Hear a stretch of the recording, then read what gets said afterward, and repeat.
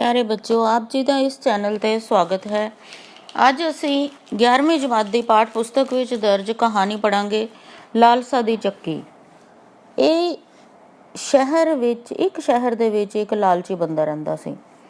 उसने सुनिया सी कि संतां साधां दी सेवा करन दे नाल बहुत धन प्राप्त हुंदा है। इस करके उसने संतां साधां दी सेवा करनी शुरू कर दित्ती। ਉਹਨਾਂ ਨੇ ਉਸ ਦੀ ਸੇਵਾ ਤੋਂ ਖੁਸ਼ ਹੋ ਕੇ ਉਸ ਨੂੰ 4 ਦੀਵੇ ਦਿੱਤੇ ਅਤੇ ਕਿਹਾ ਕਿ ਉਹ ਇਹਨਾਂ ਵਿੱਚੋਂ ਇੱਕ ਦੀਵਾ ਬਾਲ ਕੇ ਪੂਰਬ ਦਿਸ਼ਾ ਨੂੰ ਤੁਰ ਪਵੇ। ਜਿੱਥੇ ਦੀਵਾ ਬੁੱਝ ਜਾਵੇ ਉੱਥੇ ਧਰਤੀ ਪੁੱਟਣ ਤੋਂ ਉਸ ਨੂੰ ਕਾਫੀ ਧਨ ਮਿਲ ਜਾਵੇਗਾ। ਜੇ ਉਸ ਨੂੰ ਹੋਰ ਦੌਲਤ ਦੀ ਲੋੜ ਪਵੇ ਤਾਂ ਉਹ ਦੂਜਾ ਦੀਵਾ ਬਾਲ ਕੇ ਪੱਛਮ ਵੱਲ ਤੁਰ ਪਵੇ। ਜਿੱਥੇ ਦੀਵਾ ਬੁਝੇ ਉੱਥੇ ਜ਼ਮੀਨ ਪੁੱਟਣ ਤੇ ਉਸ ਨੂੰ ਮਨ ਚਾਹੀਆਂ ਮਾਇਆ ਮਿਲ ਜਾਵੇਗੀ। ਜੇ ਉਹ ਫਿਰ ਵੀ ਸੰਤੁਸ਼ਟ ਨਾ ਹੋਵੇ ਤਾਂ ਤੀਜਾ ਦੀਵਾ ਬਾਲ ਕੇ ਦੱਖਣ ਵੱਲ ਤੁਰ ਪਵੇ। ਜਿੱਥੇ ਦੀਵਾ ਬੁਝੇ ਜ਼ਮੀਨ ਪੁੱਟਣ ਤੇ ਉਸ ਨੂੰ ਬਹੁਤ ਧਨ ਮਿਲੇਗਾ। ਫਿਰ ਉਸ ਕੋਲ ਇੱਕ ਦੀਵਾ ਬਚ ਜਾਵੇਗਾ ਅਤੇ ਇਹ ਉੱਤਰ ਦਿਸ਼ਾ ਰਹਿ ਜਾਵੇਗੀ। ਉਹ ਉਸ ਦੀਵੇ ਨੂੰ ਬਾਲ ਕੇ ਨਾ ਹੀ ਉੱਤਰ ਦਿਸ਼ਾ ਵੱਲ ਜਾਵੇ ਤਾਂ ਵਧੀਆ ਹੋਏਗਾ। ਸੰਤਾਂ ਦੀ ਜਾਣ ਮਗਰੋਂ ਲਾਲਚੀ ਬੰਦਾ ਉਸੇ ਵੇਲੇ ਪਹਿਲਾ ਦੀਵਾ ਬਾਲ ਕੇ ਪੂਰਬ ਵੱਲ ਚੱਲ ਪਿਆ। ਦੂਰ ਜੰਗਲ ਵਿੱਚ ਜਾ ਕੇ ਜਦੋਂ ਦੀਵਾ ਬੁਝ ਗਿਆ ਤਾਂ ਉਸ ਨੇ ਉਹ ਥਾਂ ਪੁੱਟੀ ਅਤੇ ਉੱਥੋਂ ਪੈਸਿਆਂ ਨਾਲ ਭਰੀ ਇੱਕ ਗਾਗਰ ਮਿਲੀ। ਉਹ ਬੜਾ ਖੁਸ਼ ਹੋਇਆ। ਉਸਨੇ ਸੋਚਿਆ ਕਿ ਇਹ ਗਾਗਰ ਉਹ ਫਿਰ ਲੈ ਜਾਵੇਗਾ। ਉਹ ਗਾਗਰ ਨੂੰ ਉੱਥੇ ਹੀ ਛੱਡ ਕੇ ਦੂਜੇ ਦਿਨ ਦੂਜਾ ਦੀਵਾ ਬਾਲ ਕੇ ਪੱਛਮ ਦਿਸ਼ਾ ਵੱਲ ਤੁਰ ਪਿਆ। ਦੂਰ ਇੱਕ ਉਜਾੜ ਥਾਂ ਤੇ ਦੀਵਾ ਬੁਝ ਗਿਆ। ਉਹ ਥਾਂ ਪੁੱਟਣ ਤੇ ਉਸ ਨੂੰ ਸੋਨੇ ਦੀਆਂ ਮੋਹਰਾਂ ਮਿਲੀਆਂ। ਸੋਨੇ ਦੀਆਂ ਮੋਹਰਾਂ ਦਾ ਭਰਿਆ ਹੋਇਆ ਘੜਾ ਉਸ ਨੂੰ ਜਦੋਂ ਦਿਖਿਆ ਤਾਂ ਉਸ ਦੀਆਂ ਅੱਖਾਂ ਖੁੱਲੀਆਂ ਦੀਆਂ ਖੁੱਲੀਆਂ ਰਹਿ ਗਈਆਂ। ਉਸਨੇ ਸੋਚਿਆ ਕਿ ਇਹ ਘੜਾ ਵੀ ਉਹ ਫਿਰ ਲੈ ਜਾਵੇਗਾ। ਪਹਿਲਾਂ ਦੱਖਣ ਦਿਸ਼ਾ ਵੱਲ ਦਾ ਧਨ ਵੀ ਵੇਖ ਆਵੇ।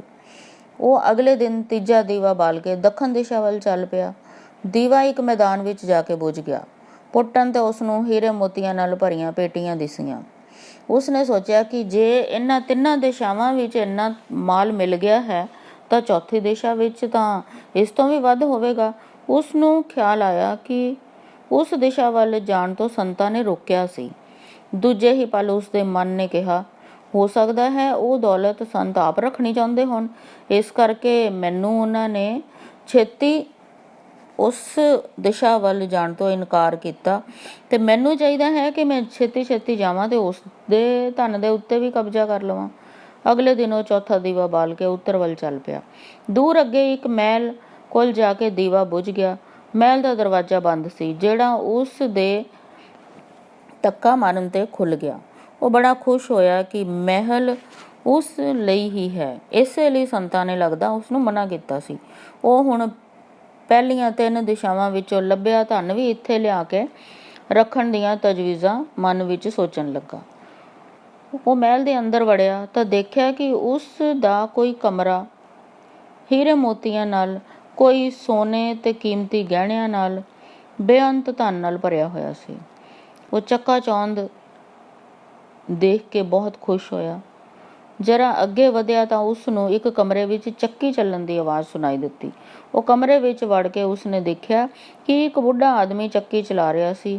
ਲਾਲਚੀ ਬੰਦੇ ਨੇ ਬੁੱਢੇ ਨੂੰ ਪੁੱਛਿਆ ਕਿ ਉਹ ਇੱਥੇ ਕਿਵੇਂ ਪੁੱਜਾ ਹੈ। ਬੁੱਢੇ ਨੇ ਕਿਹਾ ਕਿ ਉਹ ਜਰਾ ਚੱਕੀ ਚਲਾਵੇ, ਉਹ ਜਰਾ ਸਾਹ ਲੈ ਲਵੇ, ਫੇਰ ਹੀ ਦੱਸਾਂਗਾ। ਇਹ ਸੁਣ ਕੇ ਲਾਲਚੀ ਬੰਦੇ ਨੇ ਚੱਕੀ ਚਲਾਉਣੀ ਸ਼ੁਰੂ ਕਰ ਦਿੱਤੀ। ਬੁੱਢਾ ਚੱਕੀ ਤੋਂ ਹਟ ਕੇ ਉੱਚੀ ਹੱਸਣ ਲੱਗਾ।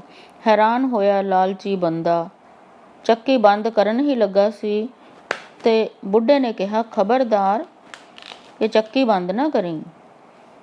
ਜੇ ਇਹ ਚੱਕੀ ਬੰਦ ਕਰ ਦਿੱਤੀ ਤਾਂ ਇਹ ਮਹਿਲ ਸਾਰਾ ਉੱਪਰ ਡਿੱਗ ਜਾਵੇਗਾ। ਪਰ ਉਹ ਓਨੀ ਦੇਰ ਹੀ ਉੱਥੇ ਖੜਾ ਰਹੇਗਾ ਜਿੰਨੀ ਦੇਰ ਉਹ ਚੱਕੀ ਚਲਾਉਂਦੀ ਰਹੇਗਾ। ਜੇ ਚੱਕੀ ਚੱਲਣੀ ਬੰਦ ਹੋਈ ਤਾਂ ਮਹਿਲ ਸਾਰਾ ਥੱਲੇ ਆ ਜਾਵੇਗਾ ਤੇ ਉਹ ਮਰ ਜਾਵੇਗਾ। ਕੁਝ ਪਲ ਬੁੱਢੇ ਨੇ ਉਸ ਵੱਲ ਦੇਖਿਆ ਤੇ ਫਿਰ ਉਸ ਨੂੰ ਕਿਹਾ ਕਿ ਉਸਨੇ ਵੀ ਇਸੇ ਤਰ੍ਹਾਂ ਹੀ ਕੀਤਾ ਸੀ ਜਿਸ ਤਰ੍ਹਾਂ ਤੂੰ ਕੀਤਾ ਹੈ। ਉਸੇ ਤਰ੍ਹਾਂ ਹੀ ਉਹ ਵੀ ਸੰਤਾਂ ਦੀ ਗੱਲ ਨਾ ਮੰਨ ਕੇ ਲਾਲਚ ਦੇ ਵਿੱਚ ਆਪਣੀ ਜਵਾਨੀ 'ਚ ਇੱਥੇ ਆ ਗਿਆ ਸੀ ਤੇ ਉਦੋਂ ਦਾ ਹੀ ਚੱਕੀ ਚਲਾ ਰਿਹਾ ਹੈ। ਲਾਲਚੀ ਆਦਮੀ ਬੁੱਢੇ ਦੀ ਇਹ ਗੱਲ ਸੁਣ ਕੇ ਰੋਣ ਲੱਗ ਪਿਆ ਤੇ ਪੁੱਛਣ ਲੱਗਾ ਕਿ ਹੁਣ ਉਸ ਦਾ ਛੁਟਕਾਰਾ ਇਸ ਤੋਂ ਕਿਵੇਂ ਹੋਵੇਗਾ। ਬੁੱਢੇ ਨੇ ਉੱਤਰ ਦਿੱਤਾ ਕਿ ਜਦੋਂ ਸਾਡੇ ਦੋਨਾਂ ਵਰਗਾ ਕੋਈ ਤੀਜਾ ਲਾਲਚੀ ਬੰਦਾ ਇੱਥੇ ਆਵੇਗਾ, ਚੱਕੀ ਨੂੰ ਚਲਾਏਗਾ ਤੇ ਉਦੋਂ ਹੀ ਤੇਰਾ ਛੁਟਕਾਰਾ ਹੋਏਗਾ। ਲਾਲਚੀ ਆਦਮੀ ਨੇ ਬੁੱਢੇ ਆਦਮੀ ਦੀ ਇਹ ਗੱਲ ਸੁਣ ਕੇ ਬਹੁਤ ਹਤਾਸ਼ ਹੋਇਆ ਤੇ ਉਸ ਨੂੰ ਬਹੁਤ ਦੁੱਖ ਹੋਇਆ ਕਿ ਉਸ ਨੇ ਆਪਣੇ ਲਾਲਚ ਖਾਤਰ ਆਪਣੀ ਜ਼ਿੰਦਗੀ ਖਤਰੇ ਵਿੱਚ ਪਾ ਲਈ ਹੈ।